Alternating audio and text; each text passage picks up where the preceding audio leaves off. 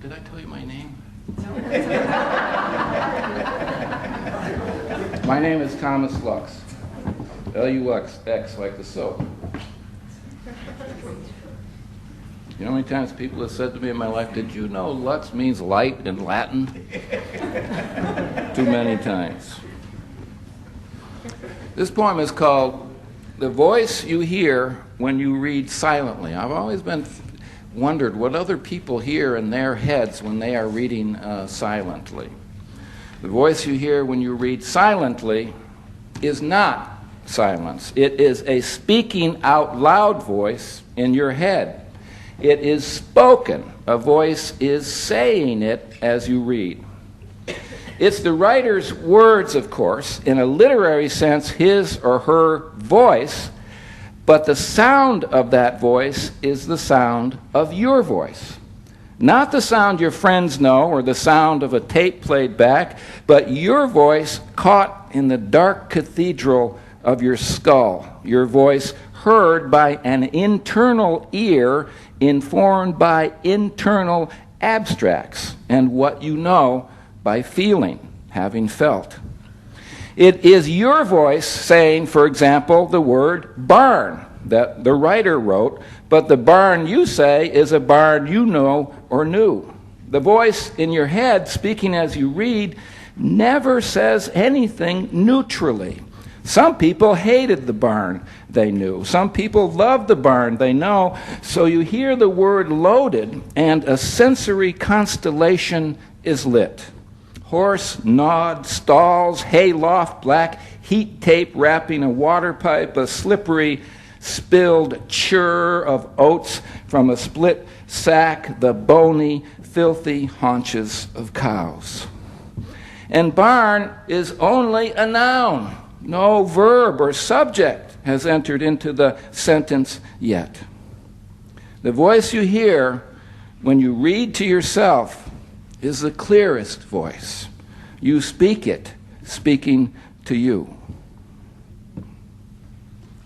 I don't know what you hear in your heads when you read silently, but I hear a spoken voice. I think maybe more than a lot of, certainly all poets, poetry, words exist first in the mouth, said Mr. Frost, not in books. And most poets think of language that way. I grew up on a dairy farm in Massachusetts, and my father was the milkman. We all worked on the farm. My uncle was the main farmer. My father was the milkman. And this is a poem about something he did, a particular thing he did when I was a kid that really impressed me. The Milkman and his son, it's called, for my father. For a year, he'd collect the milk bottles, those cracked, chipped, or with the label's blue scene of a farm fading. In winter, we'd load the boxes on a sled and drag them to the dump, which was lovely then, a white sheet drawn up like a joke over the face of a sleeper. As they lob the bottles in, the son begs a trick, and the milkman obliges. Tossing one bottle in a high arc, he shatters it in midair with another. 1,000 astonished splints of glass falling. Again and again, and damned if that milkman, that easy slinger on the dump's edge as the drifted junk tips its hats of snow, damned if he didn't hit almost half. Not bad. Along with gentleness and the sane bewilderment of understanding nothing cruel, it was a thing he did best.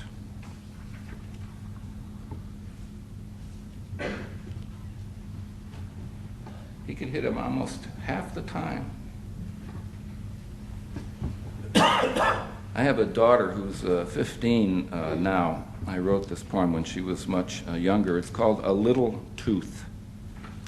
Your baby grows a tooth, then 2 and 4 and 5. Then she wants some meat directly from the bone. It's all over. She'll learn some words. She'll fall in love with cretins, dolts, a sweet talker on his way to jail. And you, your wife, get old, fly blown, and rue nothing. You did, you loved, your feet are sore. It's dusk, your daughter's tall.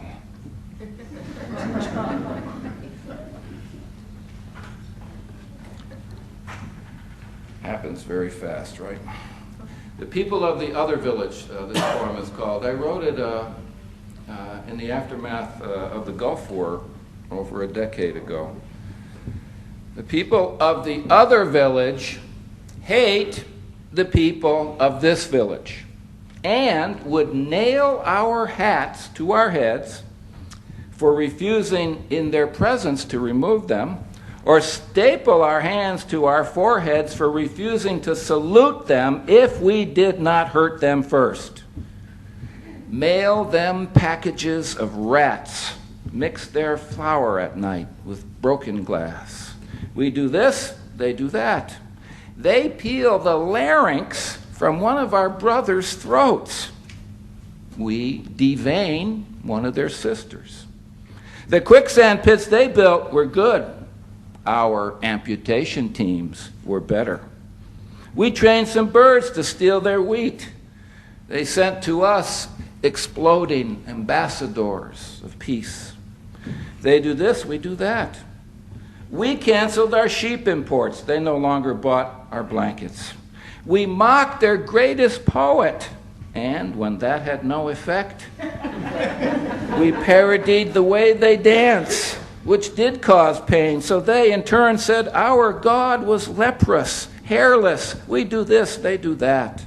10,000 years, 10,000 brutal, beautiful years. 10,000.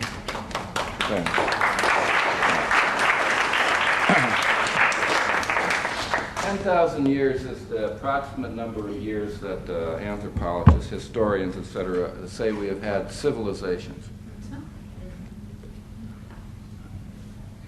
I once saw on a bridge, on a highway, overpass, very inaccessible spot, some poor guy had written in huge letters in spray paint, "I love you, sweatheart." I love you, sweatheart. And that's the title of this poem, I love you, sweatheart. A man risked his life to write the words. A man hung upside down, an idiot friend holding his legs, with spray paint to write the words on a girder 50 feet above a highway. And his beloved, the next morning, driving to work. His words are not meant to be so unique. Does she recognize his handwriting? Did he hint to her at her doorstep the night before? Something special, darling, tomorrow? And did he call her at work expecting her to faint with delight at his celebration of her, his passion, his risk? She will know I love her now. The world will know my love for her. A man risked his life to write the words. Love is like this, at the bone. We hope love is like this, sweatheart. All sore and dumb and dangerous, ignited, blessed, always, regardless, no exceptions, always in blazing matters like these, blessed. I make fun of that guy, of course, but I also praise him at the end. A couple times, this has always astonished me, maybe 3 or 4 times now over the years I've read this poem, women have said to me, after reading that poem, why do you think automatically, necessarily, that was a man who wrote that on there? And the only thing I could ever think of was, are you kidding? Are you kidding me? Do you really think a woman would have done something like that? And one woman once raised her, yeah, the woman wouldn't misspell the word, she said. I mean, women do stupid things for love, but not that stupid. But it was also a brave thing he did, too. I'm going to read one poem from this a newer book called The Street of Clocks. It's a poem called Cucumber Fields Crossed by High Tension Wires. That was a common summer job where I grew up, picking cukes. The high tension spires spike the sky, beneath which boys bend to pick from prickly vines the deep sopped fruit, the rinds green, a green sunk in green. They part the plant's leaves, reach into the nest, and pull out mother, father, fat Uncle Phil. The smaller yellow-green children stay for now. The fruit goes in baskets by the side of the row every 30 feet or so. By these bushels, the boys get paid in cash at day's end this summer of the last days of the empire that will become known as the past. Adios. Then the hard, ragged-edged, beautiful blink. And I want to finish by reading a few newer poems.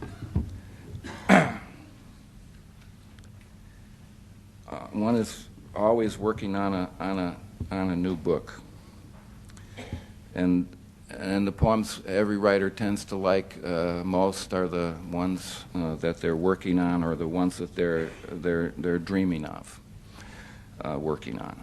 This is called Prothalamion, which is a wedding song. It's for my wife Cecilia, because that's the only person I'm married to. So I shouldn't have to say that that's who it's dedicated to, but it is. It's all one sentence and goes off a kind of repetitive thing that you'll hear. Prothalamion.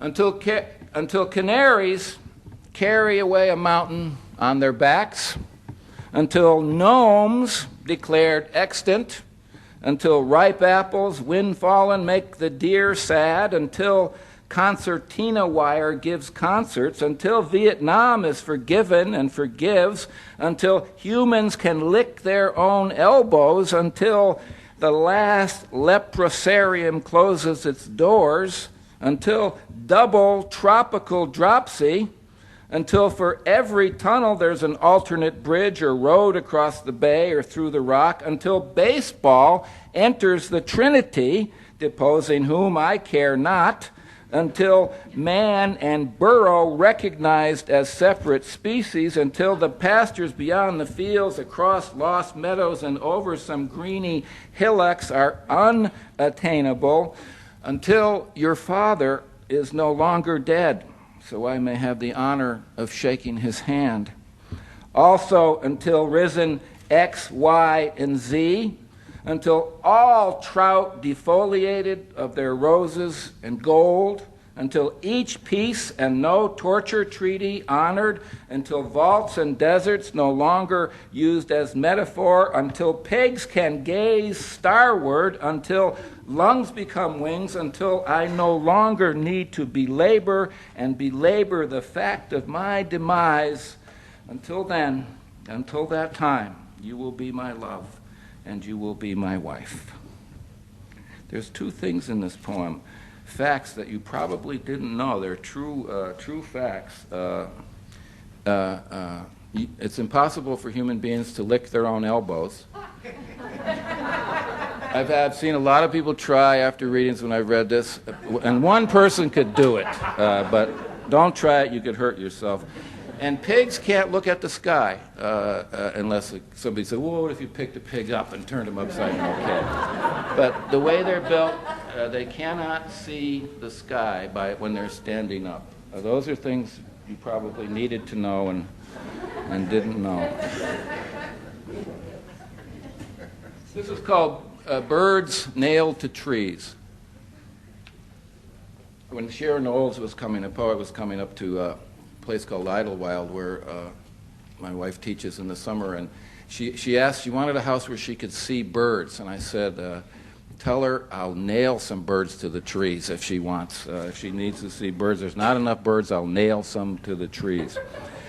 I only tell you that story because the poem has nothing to do with that, but it's how it was the germination of what did turn into this poem.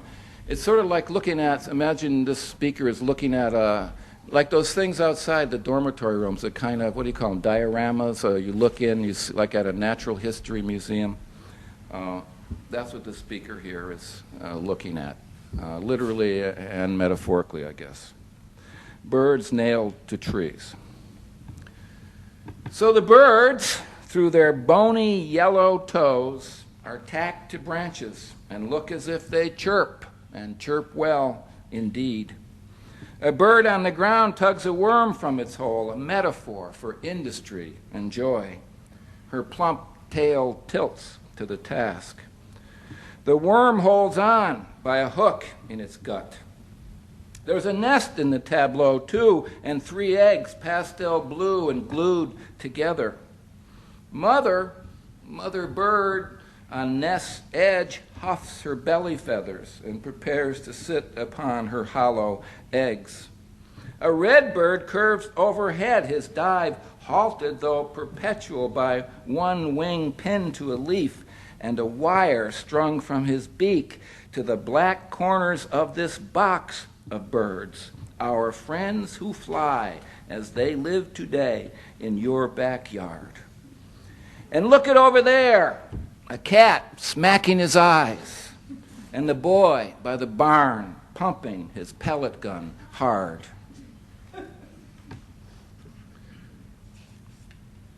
I couldn't just leave that with a little bird story. Little museum visit. This is called Boatloads of Mummies. I ran across the information that somebody came up with a scheme in the mid-19th century to take all these excess mummies in Egypt and bring them to America and grind them up in order to make paper. Boatloads of mummies embarked from Egypt to New Jersey in 1842. Boatloads of mummies by sail, sold to a pulp mill to make into paper. Which venture, one tries to think what the investors thought, did not work out. The stationery resulting was gray and gritty and held not the black depths of ink. One wonders where the remaining mummies went. A few were ground to powder and put in jars and then on shelves of remedies.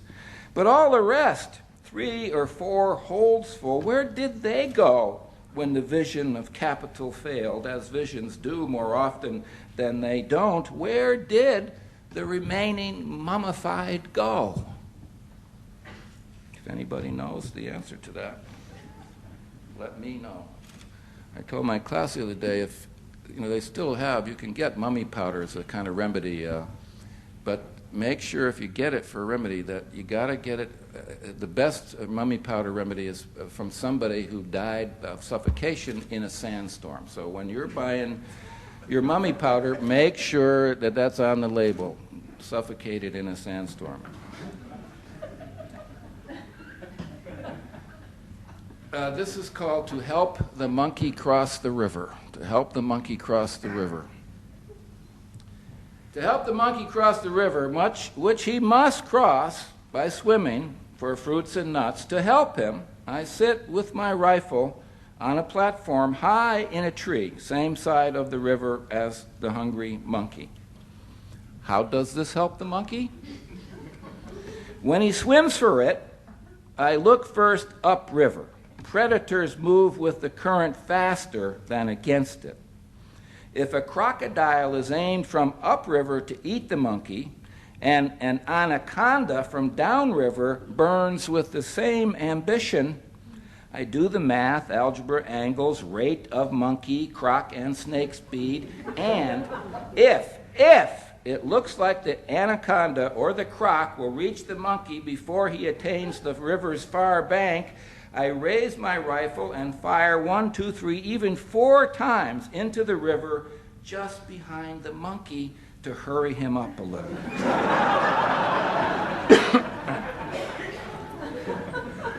Shoot the snake, the crocodile, they're just doing their jobs. But the monkey has little hands like a child's, and the smart ones in a cage can be taught to smile. Yeah, okay, I don't know either where they come from. This is called the late, and this will be the last poem I'll read. It's called The Late Ambassadorial Light. The Late Ambassadorial Light. Light reaches through a leaf, and that leaf, diminished, passes through another leaf and another down to the lawn beneath. Green, green, the high grass shivers. Thank you.